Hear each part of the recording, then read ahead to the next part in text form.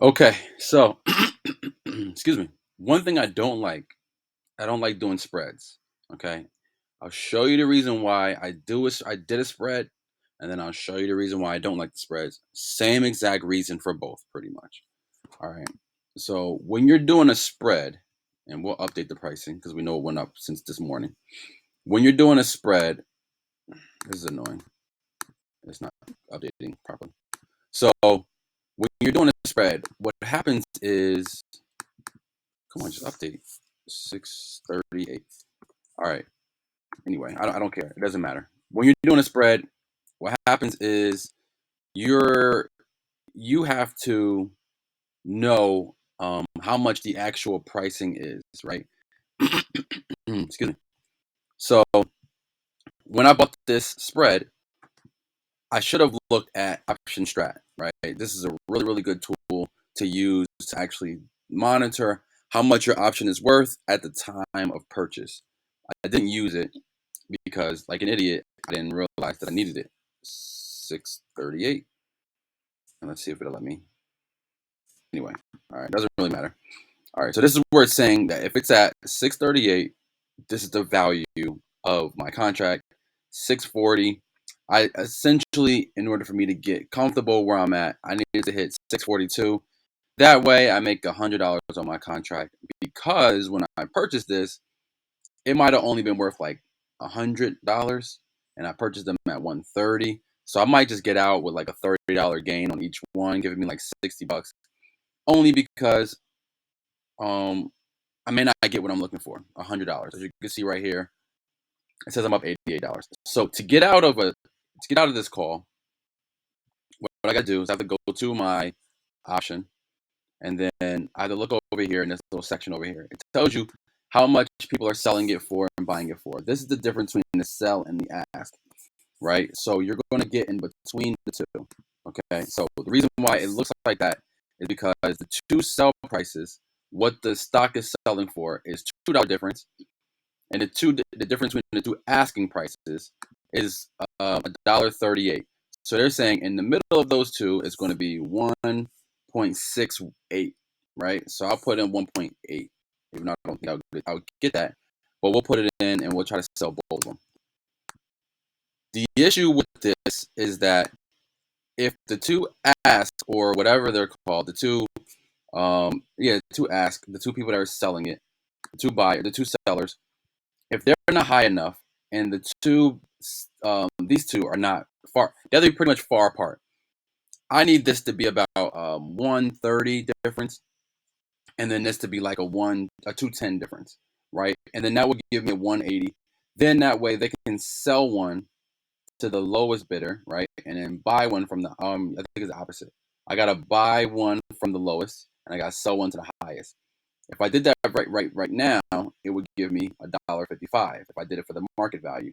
If I waited until this gets up and this gets up, that way I'm on both sides. So again, I'm only selling to the highest, so I'm selling to someone that owns it, right? To someone that wants to own it, and I'm buying it from someone that doesn't, because I did the opposite when I purchased it. This is part of the reason why I don't like it, because these two have to be far apart. I mean, this has to be, like I said, $1.80 difference. It's almost have to be like, it's got to be a lot of difference. Like, it's got to be pretty high.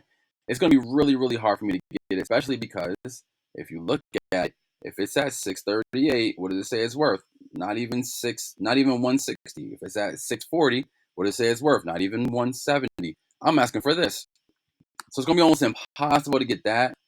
I do still put it in there just in case I do get filled, but I'll probably end up taking the 160 at some point, and I'll probably wait maybe about another hour to see if it goes there. But that's partly why I don't like it. If this raised up to $1 or so right now, I might get out. It might get me out. But as of right now, I have to wait until this spreads $1 and this stays over $2 and like 10 cents. So I need the spread to move up a lot more than this. So this needs to move up to about 130, like I said, and then this needs to move up to about it could stay where it's at now. This just needs to move up to about 130. I need like another $10, $20 on it. See how it's moving up now? I need this to move up another $20. Then that way I can probably get out. Might get out. It's not guaranteed. Partly that's part of the reason why I don't like spreads, because you're buying and selling to two different people, and they both have to be within that range. So if you're saying, hey, these are going to be $1.80 range, you got to buy and sell within that range. And it sucks because the range is never what you want it to be. That's why when I purchased it, first thing I should have done is I should have went here and said, hey, where's the price at? Okay, if that's the price, then I should buy it here. Not knowing that even though it went up, I was still overpaying for it. So like right now, I wouldn't pay 150 for this when I could probably get 120, 130 for it. Now if I buy three more, say if I bought three of them for 135, let's say 135, I could probably sell them at 155 in about 20 minutes and make 20 bucks. You know what I mean? On each one of them.